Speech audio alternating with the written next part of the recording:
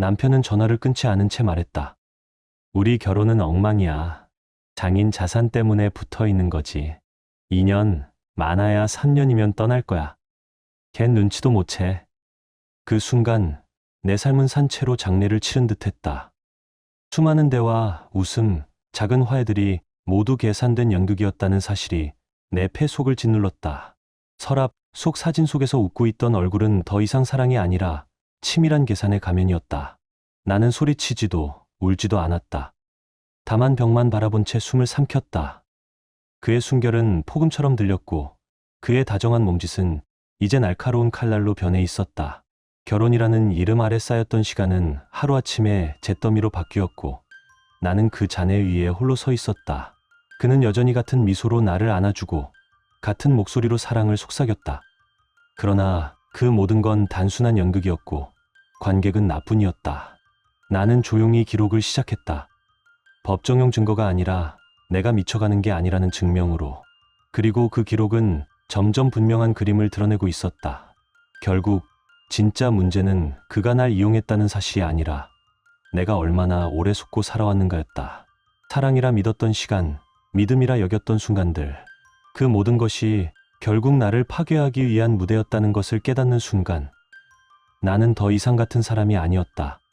결말은 여러분의 예상을 완전히 뒤엎을지도 모릅니다. 여러분의 생각은 어떠셨나요? 댓글로 꼭 남겨주세요. 구독과 좋아요도 잊지 마시고 방탐정의 이중 파일과 함께 더 놀랍고 흥미로운 이야기 속으로 떠나봐요. 남편은 전화를 끊지 않은 채 말했다. 우리 결혼은 엉망이야. 장인 자산 때문에 붙어 있는 거지. 낮고 흐릿한 웃음, 술잔 부딪히는 소리가 뒤따랐다. 2년, 많아야 3년이면 떠날 거야. 걘 눈치도 못 채. 나는 휴대폰을 손에서 놓지 않았다. 고함도 눈물도 없이 그저 벽만 바라봤다. 그 순간 내가 믿어온 삶이 죽음을 선고받은 듯했다. 결혼 3년의 대화와 웃음, 사소한 화해가 모두 계산된 연극으로 무너졌다. 내 폐 속에 배신이라는 먼지가 차곡차곡 쌓였다. 서랍 속 결혼사진이 떠올랐다. 비 오는 날 함께 웃던 얼굴이 이제는 계산의 가면으로 보였다. 빠르게 진행된 약혼, 내 가족을 단숨에 사로잡았던 그의 태도, 그때의 칭찬들이 지금은 가시처럼 박혀 있었다. 그날 밤 나는 한숨도 자지 못했다. 옆에서 평온히 자는 남자의 숨결이 폭음처럼 들렸다. 그는 우리 결혼을 투자로 여겼다. 아침이 밝자 나는 평소처럼 커피를 내렸다. 그는 추리닝 차림으로 내려와 내 머리 위에 입을 맞췄다. 잘 잤어? 나는 웃으며 대답했다. 응. 휴대폰을 스크롤하며 알림을 지우는 그의 손가락을 보면서도 묻지 않았다. 더 이상 알고 싶지 않았으니까. 그가 나간 뒤 나는 노트북을 켜 전날 통화 내용을 그대로 기록했다. 법정용이 아니라 내가 미친 게 아니라는 증거로. 앞으로 흔들릴 날들을 버티기 위해서였다. 그날 오후 부모님 댁 앞에 차를 세웠지만 내리지 못했다. 아버지는 증거를, 어머니는 자신을 탓할 것이다. 그들의 고통까지 내 짐 위에 얹을 수는 없었다. 해가 지기 전 나는 집으로 돌아와 초를 켜고 저녁을 준비했다.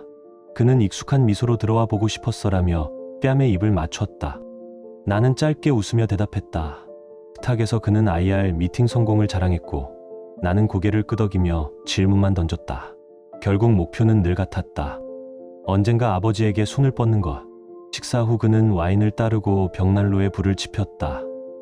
영화가 흘렀지만 내 눈은 그의 습관을 기록했다. 익숙한 몸짓, 반복되는 애정 표현. 나는 원해서가 아니라 언젠가 무너뜨리기 위해 이 장면을 새겼다. 그날 밤 나는 먼저 침대에 누우며 피곤해라고만 했다. 그는 곧 오겠다며 웃었지만 내 귀엔 전날의 말이 울렸다. 너무 아니래. 눈치도 못 챌 거야. 나는 이미 알아버렸고 편안함은 사라졌다. 다음 날 알람보다 먼저 눈을 떴다. 그의 숨결과 팔의 온기는 이제 가시 같았다. 샤워 후 거울 속 얼굴은 평범했지만 속은 이미 달라져 있었다. 부엌에서 습관처럼 커피를 내릴 때 젖은 머리에 그가 내려왔다. 오늘은 일찍 일어났네. 잠을 잘 못 잤어. 어제 와인을 많이 마셔서 그런가? 나는 희미하게 웃었다. 그런가 봐. 그가 머리 위에 입을 맞추자 순간 몸이 움찔했지만 그는 눈치채지 못했다. 내 수능에 익숙해 작은 균열조차 읽을 줄 몰랐다. 아침 식사 후 노트북을 켰다. 회의는 무의미했다. 대신 지난 3년을 되짚었다. 아침마다 속삭이던 칭찬, 결혼식의 눈물, 아이 이야기를 꺼내던 순간 그것들이 진심이었을까? 아니면 나를 묶어두기 위한 계산이었을까? 첫 해의 기억이 떠올랐다. 옥상에서 치킨과 와인을 나누던 밤, 나는 믿었다. 하지만 이미 금은 가 있었다. 부모님 앞에서만 고급 식당을 고집하던 모습, 내 이름으로 차를 이사자던 제안, 모두 뚜렷한 속셈이었다. 사진첩 속 그의 눈빛은 나를 보는 것이 아니라 언제나 다음을 계산하고 있었다. 나는 추억이 아니라 증거를 저장하기 시작했다. 저녁 무렵 그는 IR 자료를 다듬으며 저녁 뭐 먹을래? 라고 물었다. 나는 무심히 입맛 없어라고 답했다. 그가 흥얼거린 노래는 우리가 연애 때 듣던 곡이었다. 혹시 그녀에게도 불러줬을까? 묻지 않았다. 그는 내 다리에 손을 얹으며 요즘 조용하네. 일 때문이지? 라고 물었다. 나는 움직이지 않았다.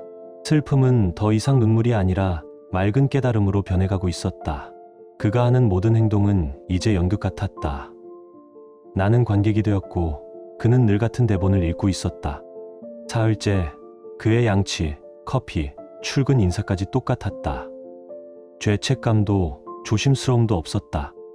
배신을 준비하면서도 이렇게 무심할 수 있다는 사실이 오히려 가장 섬뜩했다. 목요일 아침 그는 몇 달 만에 나를 출근길에 데려다 주겠다고 했다. 예전 같았더라면 감동했겠지만 이제는 달랐다. 퇴근 후에 들를 데가 있어서 내가 직접 운전할게.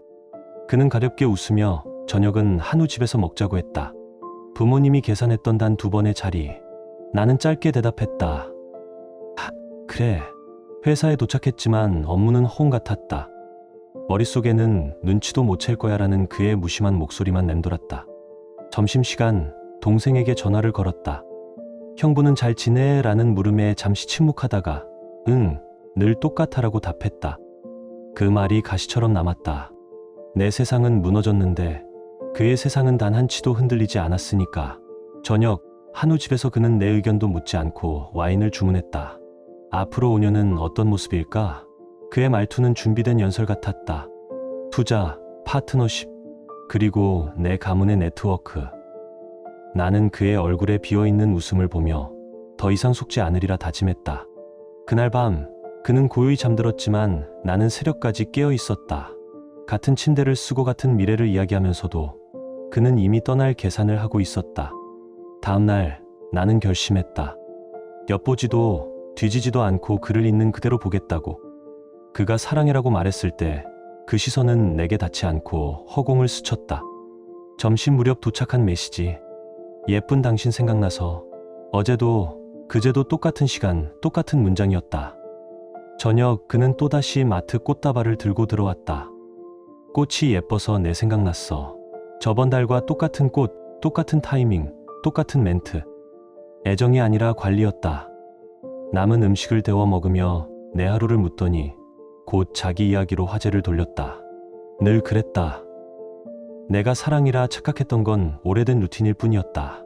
일요일이 되자 나는 낯선 사람과 사는 기분이었다. 그는 변한 게 아니었다. 이제야 제대로 본 것이었다. 내가 믿은 남자는 정교하게 만든 캐릭터였고 스스로도 그 역할에 빠져 있었다. 부엌 식탁에 앉아 머릿속으로 단서들을 정리했다.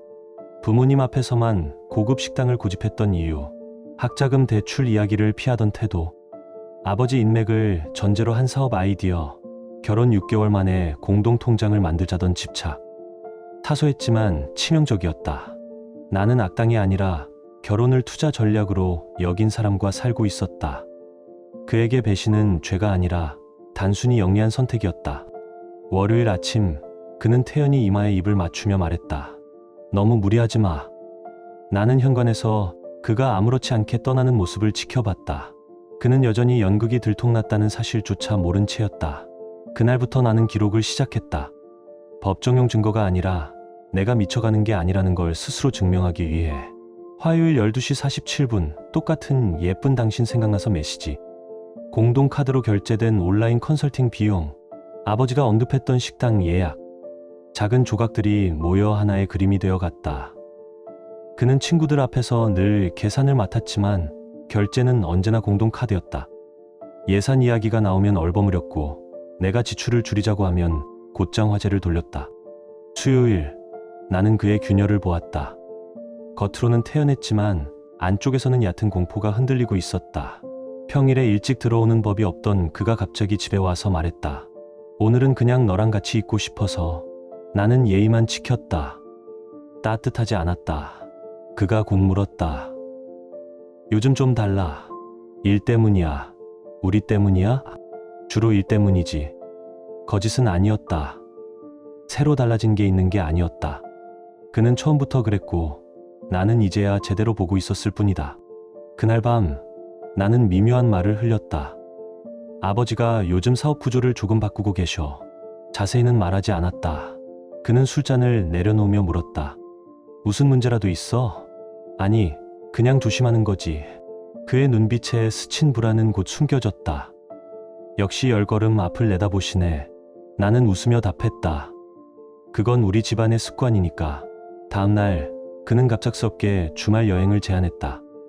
우리 둘만 조용히 가평이라도 다녀올까? 나는 속으로 비웃었다. 필요할 때만 꺼내는 카드였다. 다음 주에 하자. 이번 주는 처리할 일이 있어. 그는 밀어붙이지 않았다. 대신 그날 밤 유난히 다정하게 굴었다. 책을 읽는 나를 오래 끌어안고 불쑥 말했다. 부동산, 은퇴 계획, 대물림할 자산 같은 거. 나는 조용히 들었다. 단 하나 분명한 건 그 미래에 그는 없다는 사실이었다. 금요일, 나는 결심했다. 완벽한 순간도 더 많은 증거도 필요 없었다. 이미 충분히 봤다.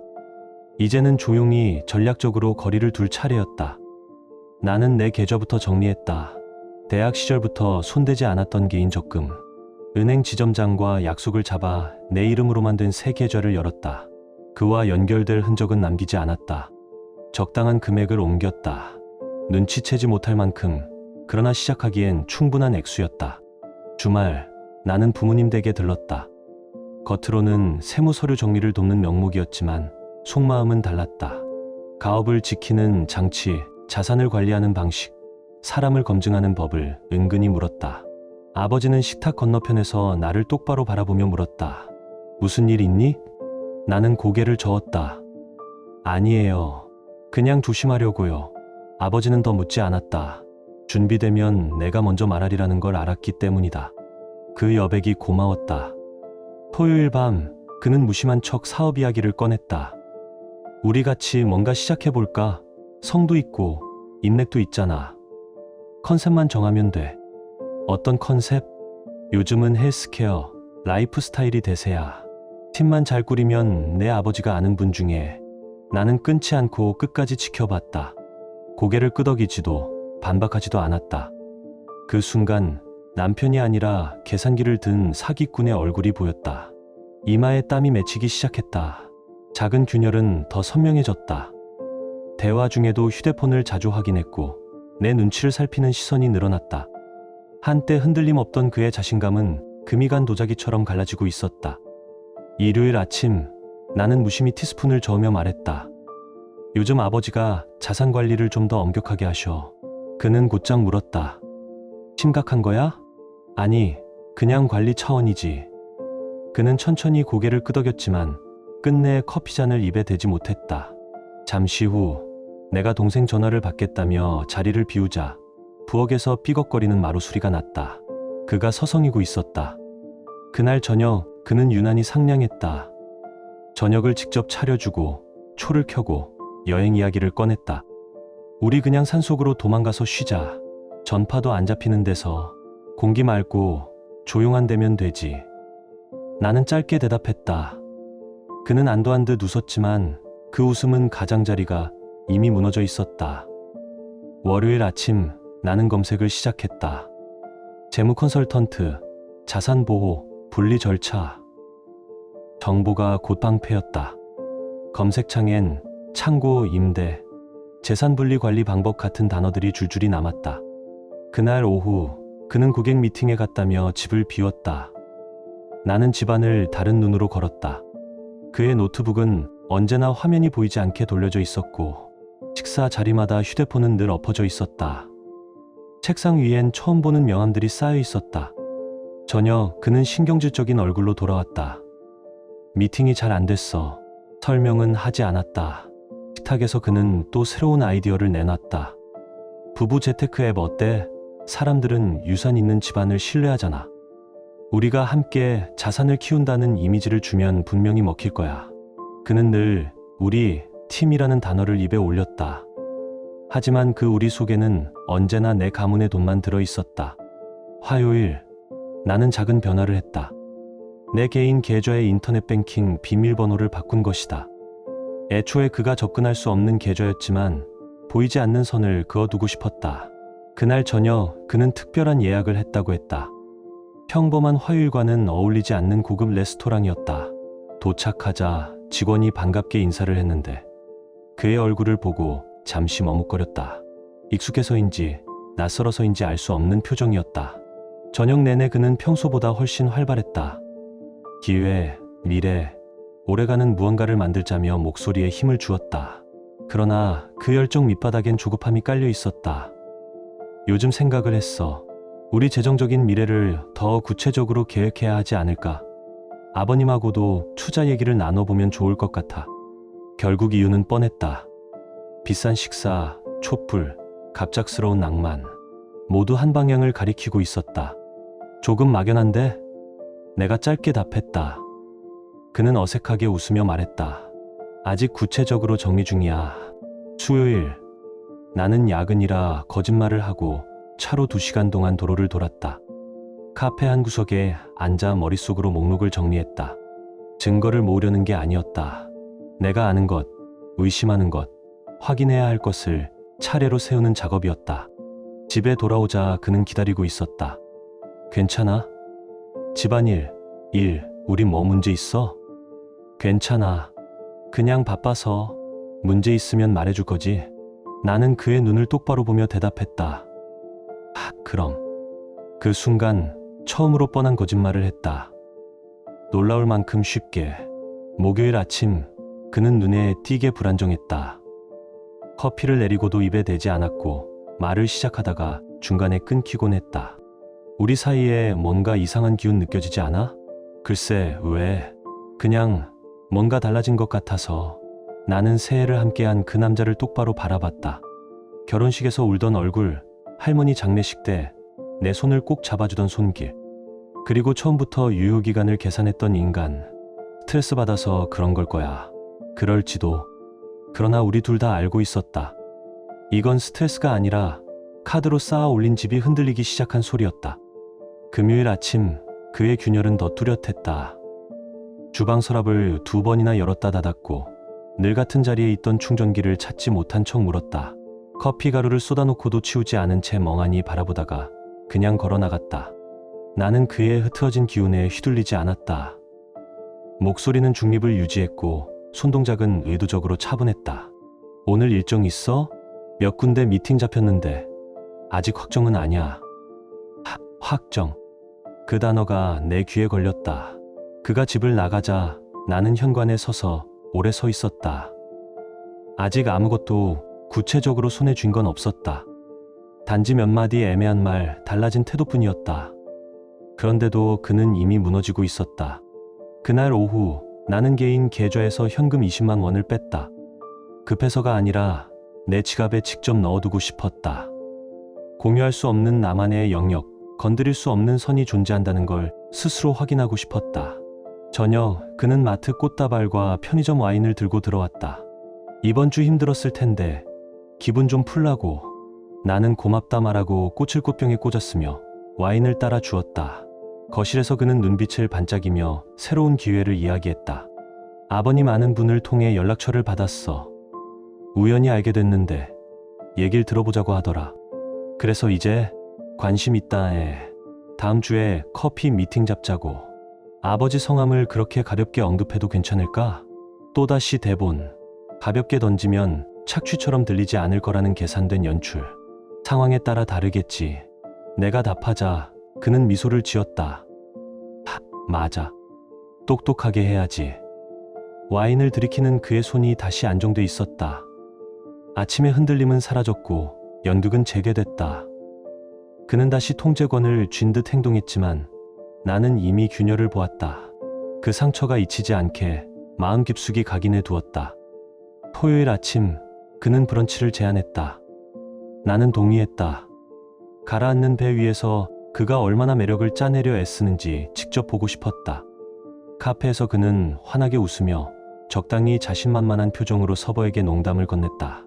옆 테이블 부부가 다투는 걸 가리키며 속삭였다. 저 사람들 봐. 다 티나지?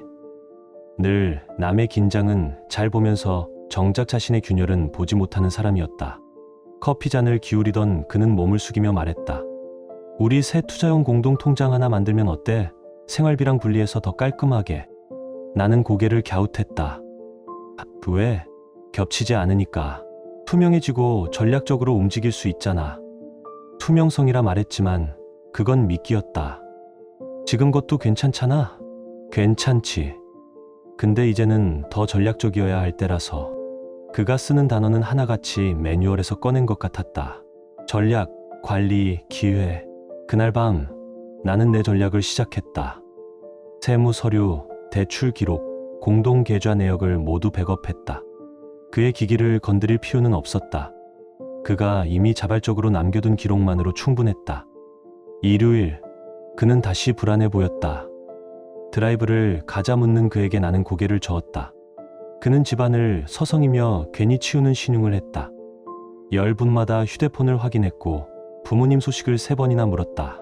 지난주 이후로 연락 안 했어. 왜? 그냥 재구조화 얘기 들은 게 있나 해서. 별거 없어. 그냥 조금씩 바뀌는 중이지. 그는 입술을 꼭 다문 채 고개를 끄덕였다. 그 침묵 속에서 균열은 더 깊어지고 있었다. 그날 밤 그는 평소보다 늦게 방에 들어왔다.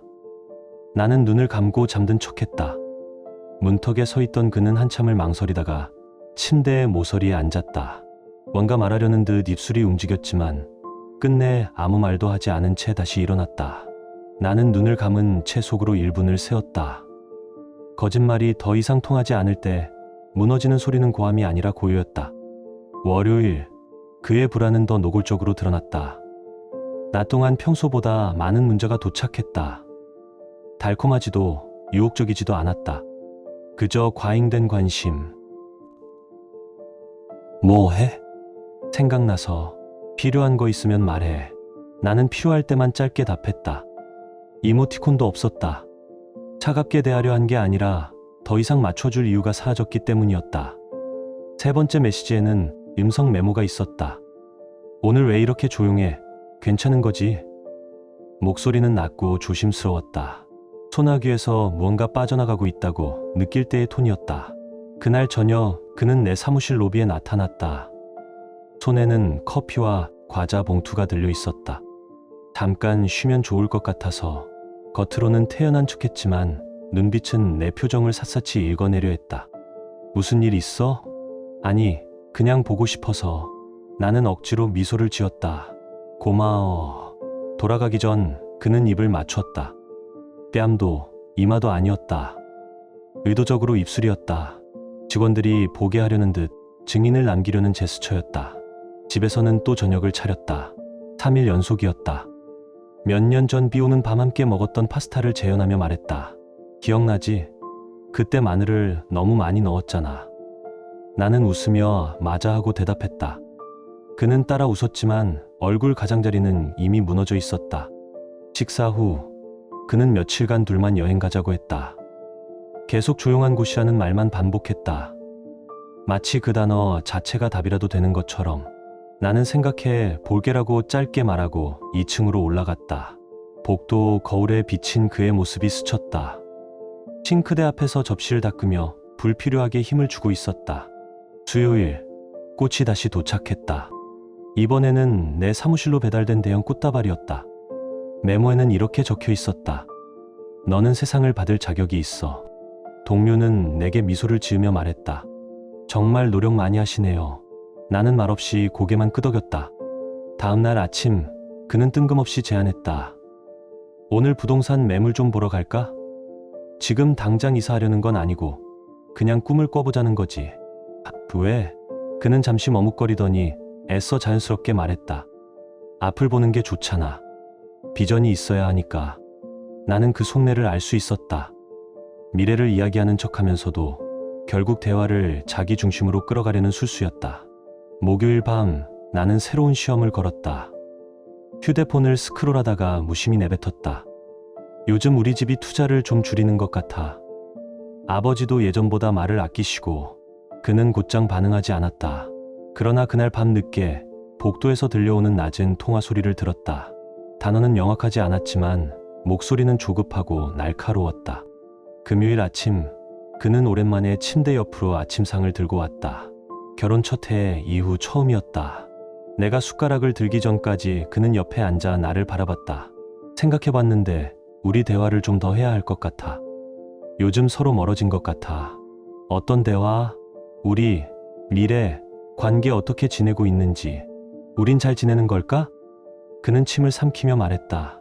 가끔 내가 멀리 있는 것 같아. 그래? 그는 내 손을 잡았다. 우리가 쌓아온 걸 잃고 싶지 않아. 나는 그 손을 뿌리치지도 꼭 잡아주지도 않았다.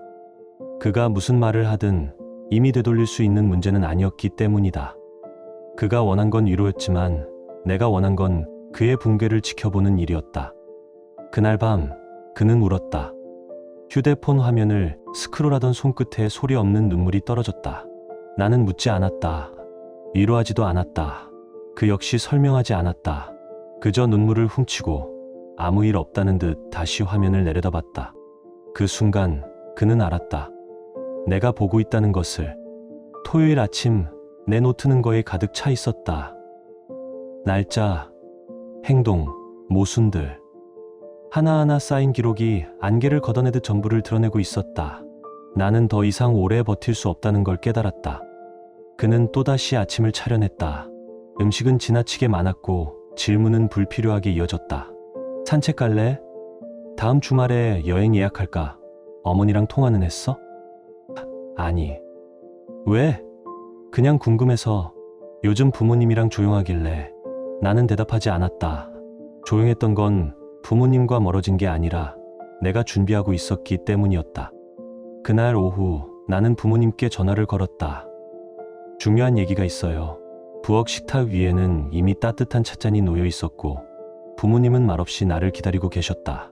숨을 고르고 입을 열었다. 남편에 대해 그리고 결혼에 대해 말씀드릴 게 있어요. 나는 통화에서 들은 말, 그의 태도, 결혼을 거래로만 여겼던 사실을 차분히 설명했다. 울지도 화내지도 않았다. 오직 사실만을 꺼냈다. 어머니는 손으로 입을 막았다. 아버지는 한참 침묵하시다가 물으셨다. 언제부터 알았니? 2주 전이에요. 확실한 거지? 네, 분명히 들었어요. 아버지는 천천히 고개를 끄덕였다. 내가 원하는 건 뭐니? 그 순간 나는 고마웠다. 그분들은 숨기려 하지도 축소하려 하지도 않았다. 오직 내가 무엇을 필요로 하는지만 물어주셨다. 아직은 잘 모르겠어요. 다만 결정을 내리기 전에 말씀드리고 싶었어요. 어머니는 내 손을 꼭 잡았다. 우린 내 편이야. 뭐든. 집으로 돌아오는 길 어깨가 조금 가벼워졌다. 상황이 해결된 건 아니었지만 더 이상 혼자가 아니었다. 그날 밤 나는 외식을 제안했다. 오늘 저녁은 밖에서 먹을까? 그는 기다렸다는 듯 얼굴이 환해졌다. 정말 어디로 갈까? 당신이 골라. 그는 주저하지 않고 한우 집을 택했다. 식탁 위에서 그는 들뜬 목소리로 여름 계획, 집 인테리어, 새로운 사업 아이디어를 늘어놓았다. 와인도 내 의견은 묻지 않고 주문했다. 나는 연어 스테이크를 잘라 먹으며 무심히 물었다. 만약 우리 집 재정 상황이 달라진다면 넌 어떻게 할 거야? 그는 포크를 멈췄다. 왜 그런 걸 물어? 그냥 궁금해서. 그는 억지로 미소를 지으며 대답했다. 아무것도 달라지지 않아. 기회는 조금 바뀔 수 있겠지만 그게 내가 여기에 있는 이유는 아니잖아. 그렇겠지. 그는 내 손을 잡았다. 나는 널 사랑해서 여기 있는 거야. 나는 그 손을 빼지 않았지만 힘을 주지도 않았다. 알아둬서 다행이네. 그러나 그의 눈빛은 달라져 있었다. 편안함은 사라지고 계산된 긴장이 번졌다. 집에 돌아와 그는 곧장 서재로 들어갔다. 매일 좀 확인해야 해. 닫힌 문 너머로 낮고 급한 통화 소리가 흘러나왔다. 나는 귀 기울이지 않았다. 이미 충분히 알고 있었으니까. 그날 밤 천장을 바라보며 누워 있었다.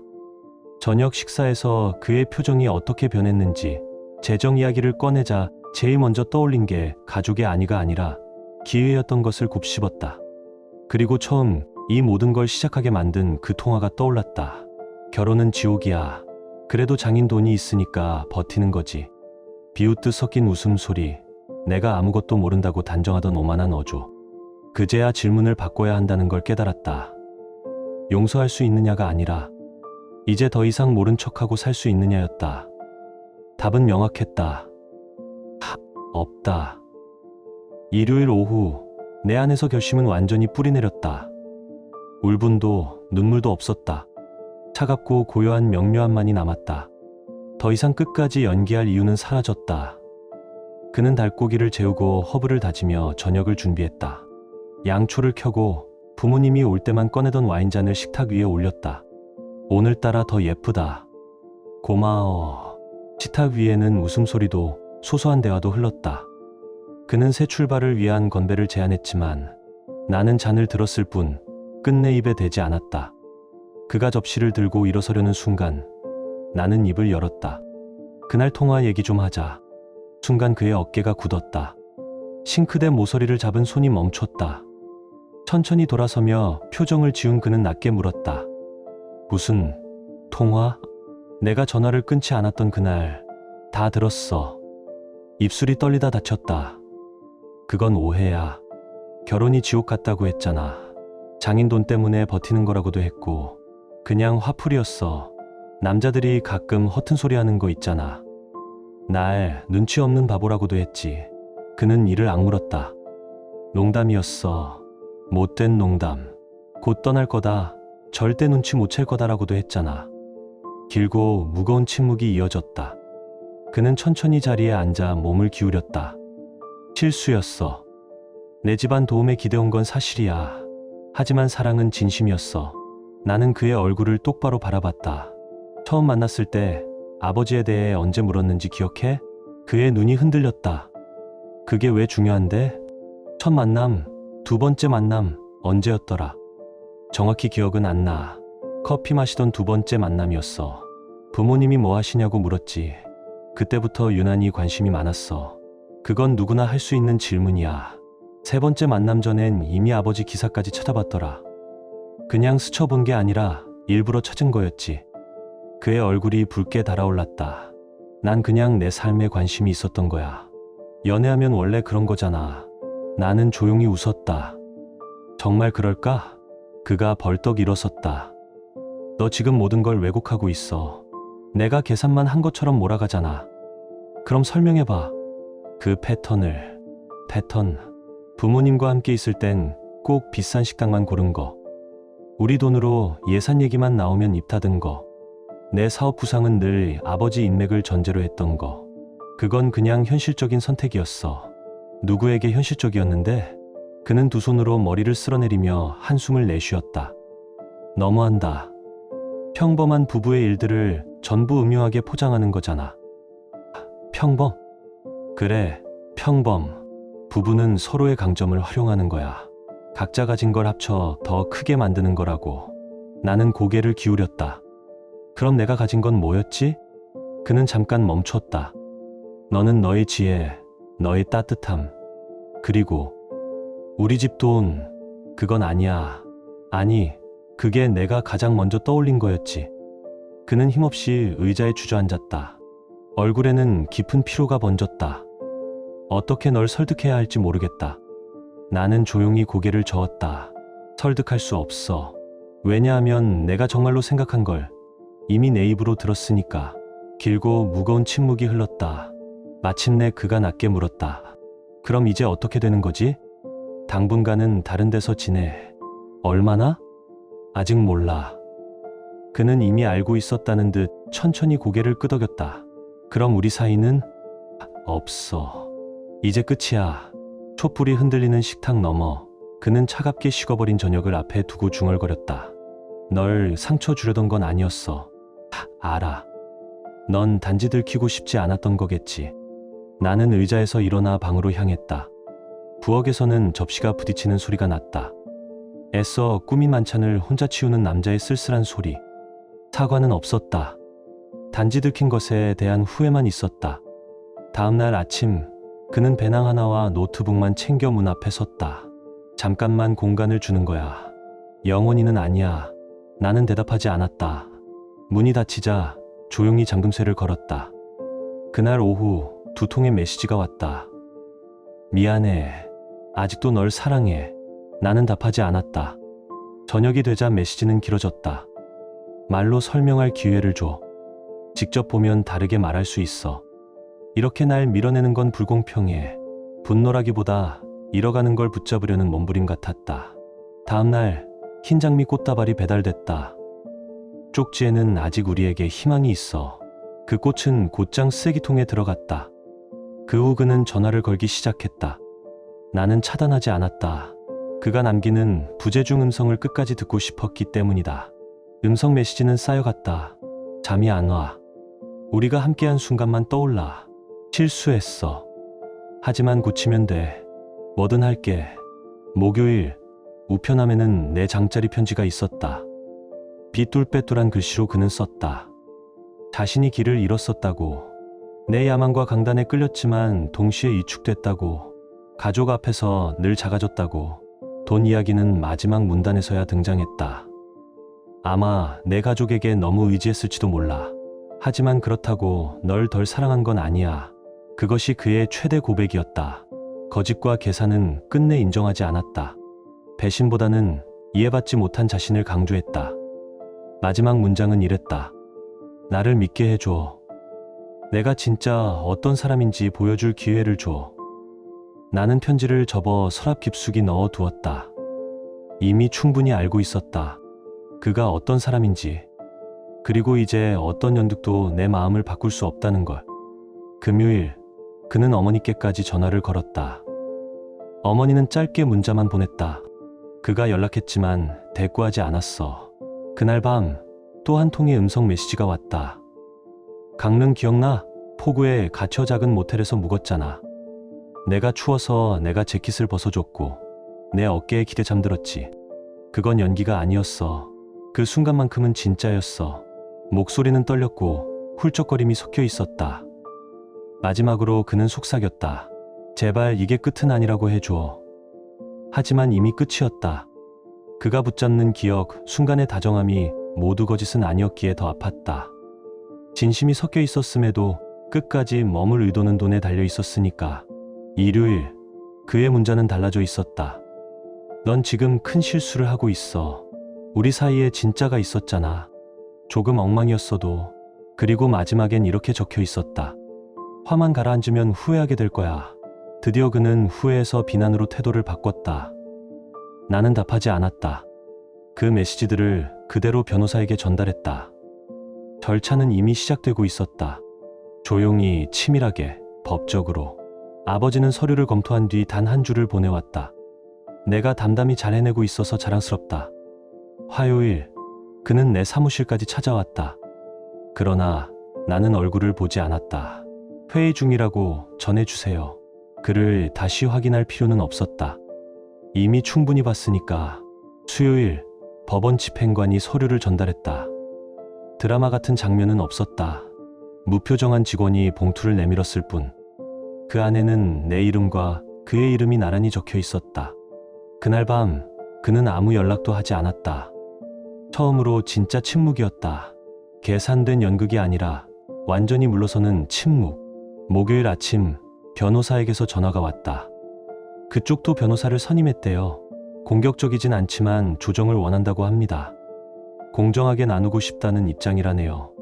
공정? 나는 알고 있었다. 그가 말하는 공정이란 기생에서 얻어낼 수 있는 몫을 뜻한다는 걸. 회의실에 앉아 변호사가 항목을 하나하나 읽어내려갔다.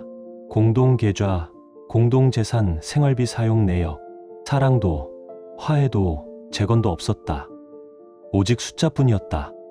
조사 결과는 명확했다. 6개월 전부터 시작된 불규칙한 출금, 숨겨둔 개인 계좌.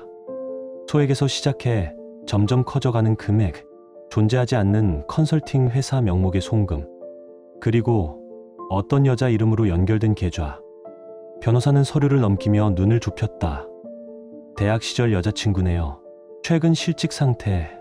여기에 돈을 보낸 게 7번. 30만 원에서 100만 원 넘는 액수까지. 그는 고개를 저으며 단호히 말했다. 자선이 아닙니다. 유지비예요. 상간자 생활비. 모든 걸 기록했다. 허위 회사, 맞지 않는 지출 보고, 종이 위에서만 존재하는 스타트업. 그는 허술했거나 아니면 내가 절대 알아내지 못할 거라 믿었거나. 그 순간 처음으로 분노가 치밀었다. 눈물도 상처도 아니었다. 조용히 이용당했다는 사실에서 솟구쳐 오른 뜨거운 분노. 그는 애초에 가릴 생각조차 하지 않았다. 내가 끝까지 모른다고 확신했을 뿐이다. 2주 뒤 조정 절차가 열렸다. 그는 블레이저를 걸치고 미소를 지으며 들어왔다. 마치 단순한 오해를 풀러온 사람처럼. 나는 웃지 않았다. 중재인이 절차를 설명했고 변호사가 증거를 차례대로 내밀었다. 상대 변호사의 얼굴은 점점 굳어갔다. 나는 말이 많지 않았다. 필요하지 않았다. 종이들이 내 대신 소리치고 있었으니까. 그는 마침내 나를 바라보며 말했다. 이렇게까지 갈 줄은 몰랐어. 나는 냉정히 대답했다. 너는 충분히 멀리까지 가고 싶어 했잖아. 그 순간 이후 그는 아무 말도 하지 않았다. 첫날에는 끝나지 않았다. 정리할 게 많았다. 그러나 두 번째 조정 자리에서 결론은 분명해졌다. 그는 신탁 재산에 손도 못 대고 가업과 관련된 몫은 전부 포기한 채 빈손으로 떠날 수밖에 없었다. 그는 첫 결혼 기념일에 내가 선물했던 시계를 돌려달라고 했다. 나는 잠시 그를 바라보다가 짧게 잘라 말했다. 안 돼. 더는 말이 오가지 않았다. 그 역시 알았다. 이미 끝났다는 걸. 한 달이 지나자 모든 서류가 마무리됐다. 아직 공개 절차는 남아 있었지만 법적 효력은 충분했다. 내 이름은 원래 자리로 돌아왔고 공동 계좌는 완전히 정리됐으며 전화 요금제조차 따로 분리됐다. 마지막 열쇠를 회수하는 순간 거짓으로 쌓였던 결혼은 조용히 해체됐다. 그가 돈을 보내던 여자는 기록 속에서만 남았다. 연락은 오지 않았다. 굳이 들을 필요도 없었다. 내가 충분히 짐작할 수 있었으니까. 억울하다, 오해받았다, 억눌린 결혼이었다. 늘 그랬듯 자신을 피해자로 포장했을 것이다. 이혼이 최종 확정됐을 무렵 나는 작은 집으로 이사했다. 화려하지 않았지만 조용했고 무엇보다 내 것이었다. 전화번호도 바꿨다. 그가 마지막으로 보낸 이메일은 제목조차 없었다. 짧은 한 문장. 나는 끝까지 널 사랑했다. 나는 메일을 읽고 곧장 지웠다. 분노가 아니라 안도감 때문이었다. 용서가 아니라 침묵이 내게 진짜 끝을 주었다. 눈치 보지 않고 숨 쉬는 집, 두려움 없는 아침, 대답할 필요 없는 대화. 그게 해방이었다. 부모님과 언니, 몇몇 친구에게만 알렸다. 나머지는 각자 짐작하게 두었다. 충분했다. 나는 일에 몰두했다. 더 이상 누구의 아내가 아닌 그저 나로서 성취하고 싶었으니까. 물론 힘든 날도 있었다. 하지만 점점 줄어들었다. 지나가게 두면 됐다. 작은 정리도 했다. 원피스를 기부하고 와인잔을 버리고 식기를 바꿨다. 그 작은 틈에서 숨이 트였다. 상담 치료도 받았다. 처음으로 말했다. 그는 날 이용했어요. 상담사는 담담히 물었다. 그 경험이 뭘 가르쳐줬죠? 나는 답하지 못했지만 다시 찾았다. 무너진 나를 세우기 위해. 부모님은 끝까지 차분했다. 아버지는 묵묵히 서류를 챙겨줬고 어머니는 어느 날 조용히 말했다. 넌 더 좋은 걸 받을 자격이 있었어. 나는 고개를 끄덕였다. 맞아요. 이제야 받았어요.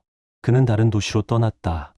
작은 사무소를 열고 SNS에 웃는 얼굴을 올렸다. 동창이 링크를 보내왔지만 열지 않았다. 이젠 아니야. 단 한 줄만 답했다. 그가 누구와 있든 상관없었다. 비슷한 대본, 비슷한 미소, 결국 같은 파멸이 기다릴 뿐. 경고할 필요는 없었다. 인생은 스스로 심판하니까. 나는 내 삶을 다시 세웠다. 내가 내린 커피를 마시고 원하면 산책을 나갔다. 누구의 일정도, 기분도 고려하지 않았다. 비로소 나로 살고 있었다. 이혼이 확정된 지 몇 달 뒤 서랍 속 오래된 노트를 꺼냈다. 그의 거짓과 패턴을 기록했던 노트. 몇 장을 넘기다 그대로 버렸다. 이젠 더 이상 필요하지 않았으니까. 나는 몇 장을 넘겨 읽다 그대로 쓰레기통에 던졌다. 잊기 위해서가 아니었다. 더 이상 필요하지 않았기 때문이다. 그 증거는 이미 제 역할을 끝냈다. 진짜 변화는 그를 폭로하는 것이 아니라 나를 되찾는 일이었다. 나는 더 이상 투자 대상으로 관리당하는 아내가 아니었다. 누군가의 욕망에 맞춰 선택된 존재도 아니었다. 나는 진실을 직시했고 흔들리지 않았고 끝내 걸어 나왔다. 그것이야말로 기억할 가치가 있는 이야기였다. 그는 다른 도시로 떠나 회복력 있는 기업가라며 스스로를 포장했다.